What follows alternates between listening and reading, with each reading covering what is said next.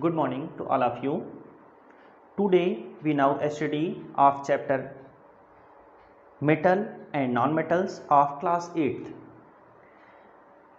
हम लोग first of all classification of elements पढ़ेंगे। देखिए, जब हम एलिमेंट्स को क्लासीफाई करते हैं, आप लोगों ने पीछे एलिमेंट पढ़ा क्लास 7th में, तो जब हम एलिमेंट को क्लासीफाई करते हैं तो जब हम उसके मेटेलिक कैरेक्टर के बेस पे क्लासीफाई करते हैं तो टू ग्रुप में उसको क्लासीफाई करते हैं। एक तो आपका आता है मेटल्स और दूसरा आपका आता है नॉन मेटल्स।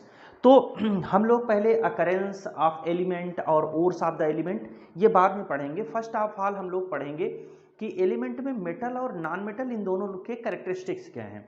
उसके बाद हम लोग इसमें पढ़ेंगे इस क्लास में कि अकरेंस क्या है और इसके जो ओर्स हैं वो क्या हैं, ये हम आपको इसके बाद बढ़ाएंगे। फर्स्ट ऑफ ऑल आइए देखते हैं कि जो मेटल और नॉन मेटल्स हैं इनके में बेसिक कैरेक्टर्स क्या है, इनकी प्रॉपर्टीज में डिफरेंस क्या है।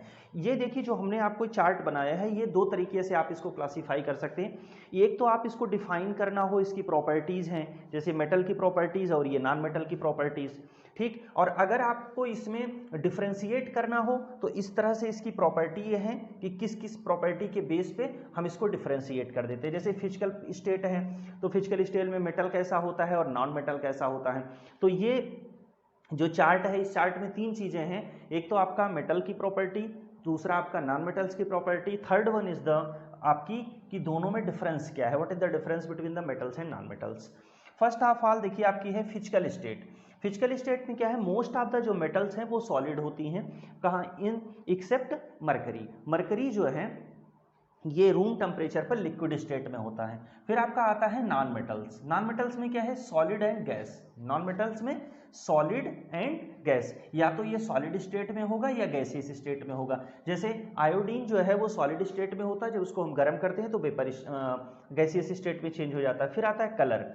जो मोस्ट ऑफ द मेटल्स हैं वो व्हाइट और सिल्वरी ग्रे कलर की होती है। आपने देखा होगा कि चमकदार होती हैं। जो आयरन मेटल है वो भी स्टार्टिंग में खूब बिल्कुल व्हाइट इस कलर की होती है और चमकदार होती है।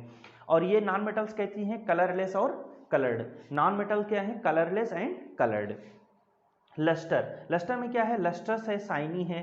जो मेटल्स होती हैं वो साइनी होती है। जैसे आपने देखा होगा लोग ज्वेलरी पहनते हैं सिल्वर की, गोल्ड की, प्लेटिनम की, क्यों? क्योंकि उसमें साइनिंग होती है, लस्टर्स प्रॉपर्टी इसके अंदर होती है। और नॉन मेटल की प्रॉपर्टी कैसे होती है, डल प्रॉपर्टी, इसमें कोई साइनिंग नहीं होती है। हार्डनेस पे देखें तो ये हार्ड या स्ट्रांग मेटल है, हार्ड या स्ट्रांग एलिमेंट है, हार्ड या स्ट्रांग एलिमेंट है। मेटल्स कैसी हैं, हार्ड और स्ट्रांग। और आपका ये क्या है, डायमंड सॉफ्ट है। केवल डायमंड ऐसा नॉन मेटल है जो कि हार्डेस्ट सब्सटेंस ऑफ वर्ल्ड है। मैबिलिटी में क्या है, beaten into the thin sheet. Malleability की प्रॉपर्टी होती है कि जब भी हम किसी एलिमेंट को पीटते हैं तो वो फैल जाता है, मतलब पतली सीट जैसा फैलता चला जाता है। तो इस प्रॉपर्टी को बोलते हैं मैबिलिटी। अगर हम मेटल्स को हथौड़े से हैमरिंग करते हैं तो क्या होता है कि ये थिन सीट बन जाता है, लेकिन ये कैसा होगा, ये ब्रिटल होगा, ठीक है। या तो जैसे अगर आप गैस पे चलाते हैं तो चलेगा ही नहीं, लेकिन अगर आप सिंपली अगर मान लीजिए आयोडीन है तो आयोडीन को अगर ऐसे मारेंगे तो वो ब्रिटल है, मतलब टूट के इधर उधर हो जाएगा। फिर नेक्स्ट प्रॉपर्टी आता है डक्टिबिलिटी। डक्टिबिलिटी की प्रॉपर्टी है कि किसी एलिमेंट को खींचो तो कितना खींच सकता है, कितना पतला हो सकता है, मतलब उसकी इससे उसकी स्ट्रेंथ भी मेजर की जाती है, कोई कितना मजबूत है कि अगर उसको कोई खींचेगा तो जल्दी टूटेगा नहीं। तो डक्टिबिलिटी में थिन वायर बन जाता है इसका। और ये कैसा है, नॉन डक्टाइल, इसका कोई वायर वगैरह नहीं बन पाया, थिन वायर नहीं बनाया जा सकता है। Next one is the sonority. Sonority का मीन्स हुआ कि अगर इसको हम हिट करें या किसी मेटल से हिट करें या हैमर से हिट करें तो इसमें एक साउंड क्रिएट होती है, उसको बोलते हैं सोनोरिटी।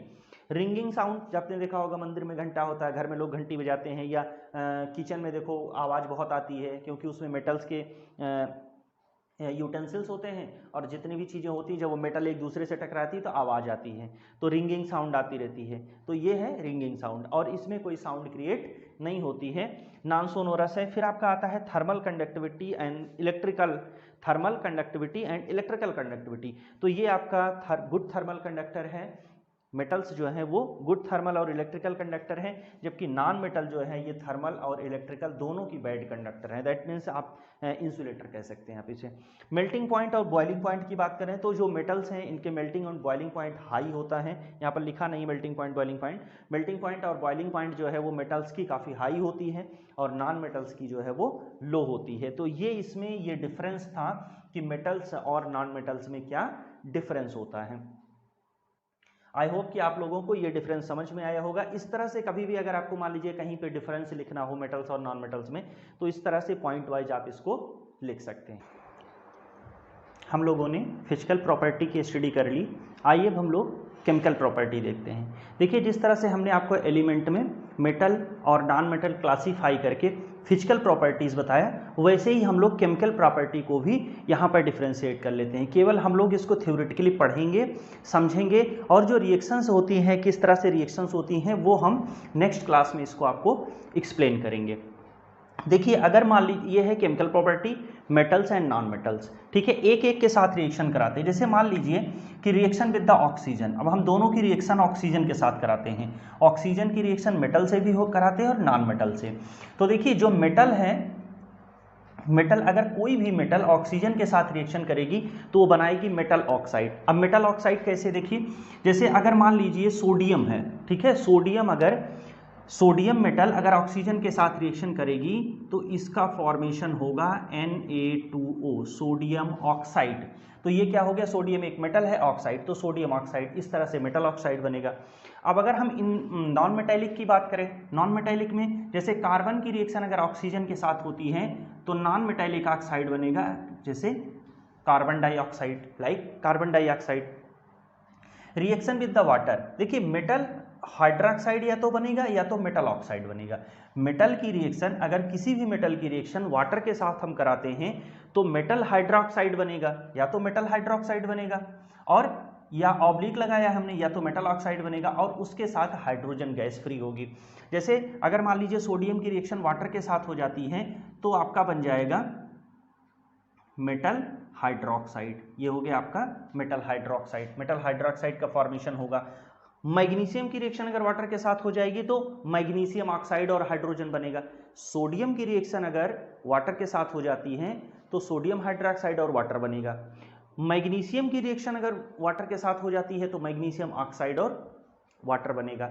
ज़्यादा केस में हाइड्रोक्साइड ज़्यादा बनते हैं। मोस्ट ऑफ द जो मेटल्स हैं वो रिएक्शन करने के बाद हाइड्रोक्साइड का ही फॉर्मेशन करती हैं, ऑक्साइड बहुत कम बनता है।